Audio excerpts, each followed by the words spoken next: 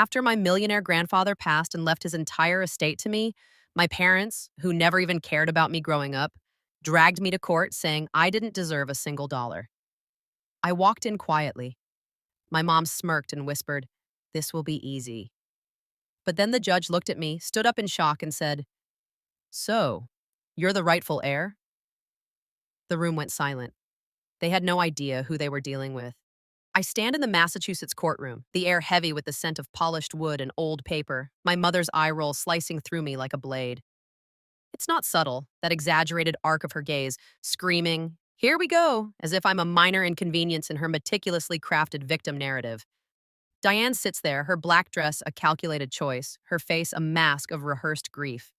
Beside her, Scott fidgets, his discomfort palpable, like he'd rather be anywhere else. They don't know me, not really. They have no idea who I've become.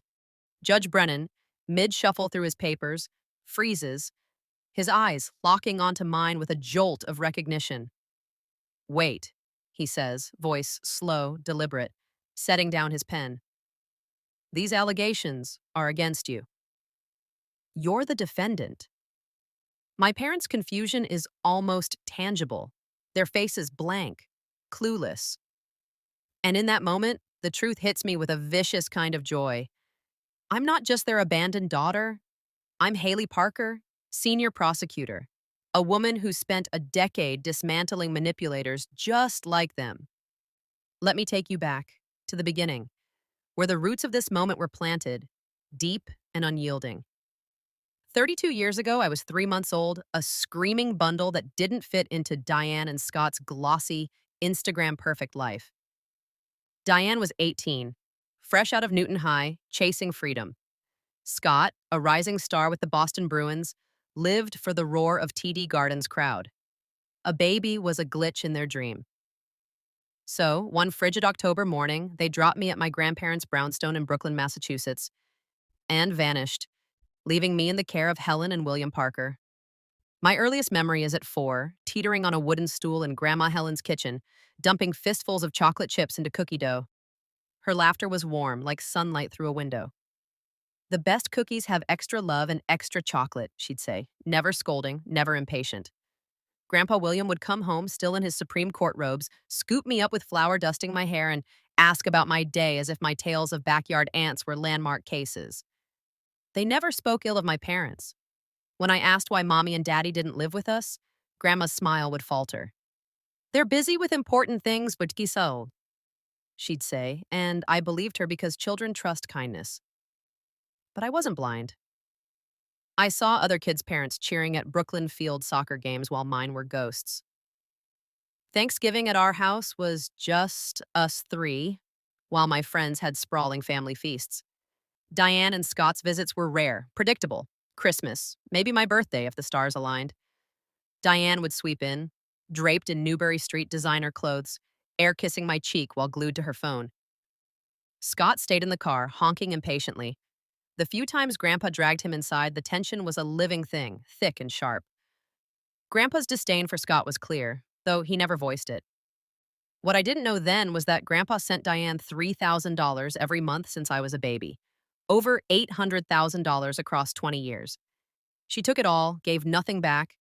No calls, no visits, no birthday cards. Just excuses and demands for more when Scott's ventures crashed.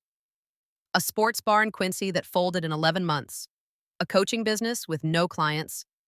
A Cambridge memorabilia shop bankrupted in 2 years. They bled Grandpa dry, and I was none the wiser. Raised on love and chocolate chip cookies. When Grandma Helen died suddenly at 60 during Thanksgiving weekend when I was 18, my world cracked open. She collapsed in her garden, planting tulip bulbs for spring. I drove 6 hours from Boston University, sobbing, to find Grandpa in the dark, clutching those unplanted bulbs. We sat in the garden until sunrise, silent, shattered.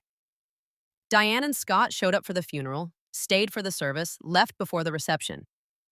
That was the moment I stopped excusing them. The moment I saw their selfishness for what it was. After Grandma's death, Grandpa and I became a team, bound by survival. Sunday dinners were our sanctuary. His New England pot roast, My attempts at Grandma's recipes from her looping cursive on yellowed index cards, or just pizza eaten from the box while watching old movies. But it wasn't the food that mattered. It was Grandpa teaching me the law, justice, the weight of wielding power responsibly. Those nights shaped me, forged me into something unbreakable. I graduated top of my class from BU Law School, Grandpa in the front row, his ancient camcorder whirring. Diane and Scott sent a card. Good job, proud of you. 2 sentences, no presents. I wasn't surprised. I'd stopped expecting them years ago. Landing a prosecutor's job in the Massachusetts DA's office was Grandpa's doing. He made calls, vouched for me, ensured I'd get a shot. I didn't waste it. I worked harder than anyone, taking on cases others dodged. Complex financial fraud, political corruption, white-collar crime that demanded weeks in windowless rooms sifting through documents. By 30, I was lead on cases that splashed across the Boston Globe, my name synonymous with relentless precision. My personal life? Non-existent. 70-hour weeks were standard, fueled by Dunkin' coffee and takeout, the thrill of justice my only companion. No dating, no drinks with colleagues, just work and those sacred Sunday dinners with Grandpa. Even in his 80s, moving slower, he never missed one. I showed up too, no matter how exhausted I was. Diane called once when I was 28, after 3 years of silence. Scott had a business dispute in Revere, and she wanted my help. I'm a criminal prosecutor, not a civil attorney, I told her, and I wouldn't help Scott anyway. She called me ungrateful. I hung up. When Grandpa died at 87, peacefully in his sleep in that big Brookline house, the emptiness returned, sharp and familiar. But I wasn't the lost 18-year-old from Grandma's death. I was 32, a woman forged by love and purpose. At the will reading on State Street, I expected maybe his books, his watch. Instead, I got everything. The Brookline house worth $1 million, investments, savings, life insurance, $3 million total. His letter, sealed, broke me. My dearest Haley, you earned this through showing up, through loving me and your grandmother when others could not be bothered. Validation. Tears, not sorrow, streamed down my face. The attorney handed me another envelope, bank statements, emails, texts proving Grandpa paid Diane $800,000 over 20 years, her demands for more, Scott's pleas for failed ventures. He anticipated they might contest, the attorney said. He wanted you armed. 30 days later, my attorney, Thomas, called. Diane and Scott were suing, claiming undue influence, alleging I manipulated a senile old man. I laughed, the irony so sharp it cut. They thought I was still that abandoned baby, easy to bully. They didn't know I'd spent a decade prosecuting people who thought they could outsmart the law. In the courtroom, Judge Marcus Brennan, Grandpa's former clerk, recognized me instantly. Your Honor, I said, I had a professional relationship with Judge Parker. He offered recusal. My parents' attorney, Richard Palmer, after frantic whispers, declined. Mistake. Palmer's opening was a sob story. Diane is the devoted daughter, torn from her father by manipulative grandparents, Grandpa vulnerable after Grandma's death. Thomas countered with facts. Judge Parker was brilliant, intentional. He left his estate to the person who showed up for 32 years. The plaintiffs took $800,000 and barely visited. Diane took the stand, a vision in black, dabbing her eyes with a tissue she'd brought for the act. He was everything to me, she lied. Thomas was merciless on cross. You left Haley at 3 months old. You visited 4 times in her first year. You received $800,000 over 20 years, saw your father 8 times in his last decade, once a year at most. The last visit was his 84th birthday, 90 minutes, left before cake. You didn't see him again until his funeral. Devoted daughter? Scott was worse, unable to name a single event he attended. Thomas projected photos, my high school graduation, Grandpa and Grandma front row. Where are you, Mr. Morrison? Scott mumbled about conflicts. Palmer's psychiatrist, who never met Grandpa, claimed depression. Thomas shredded him. A diagnosis with no medical basis? Our witnesses, Judge Mitchell, Grandpa's estate attorney, Margaret Chen, confirmed his sharpness, his foresight. I took the stand, voice steady, recounting 32 years of absence, missed graduations, unanswered calls, broken promises. Palmer tried to rattle me. You manipulated him. I leaned forward. Mr. Palmer, I loved my grandfather. If money was my goal, I wasted a lot of time on Sunday dinners when I could have been building my own wealth. He was worth more than any inheritance, something your clients never grasped. Judge Brennan's ruling was swift. The will reflects Judge Parker's intentions. No undue influence, no incompetence. The plaintiff's absence contrasts with the defendant's presence. The will stands.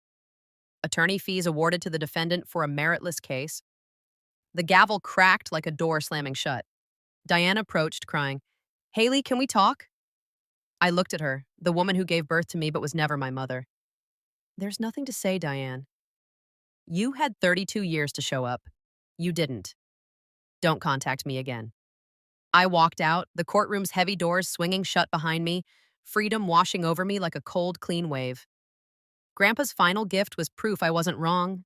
Love matters more than blood, presence more than pretense. 3 years later, at 33, I became one of Massachusetts' youngest judges, wearing Grandpa's robe my first day. At 38, I took his seat on the Massachusetts Supreme Court, writing landmark opinions redefining family law. Family is a daily choice. Actions, presence, consistency matter. Biology guarantees nothing. Diane died 5 years after the trial, heart problems. Scott called, asking me to visit. I declined. She wasn't my family. Scott died 2 years later. I felt nothing. 20 years after Grandpa's death, they renamed the courthouse the William Parker Justice Center. At the dedication, I stood before his portrait, whispering, We did it, Grandpa. At 60, I retired after 30 years on the bench, planting tulip bulbs at their graves in Mount Auburn Cemetery. Thank you for choosing me, I said. Family isn't DNA. It's who shows up, day after day, for a lifetime. That's not just my story, that's justice.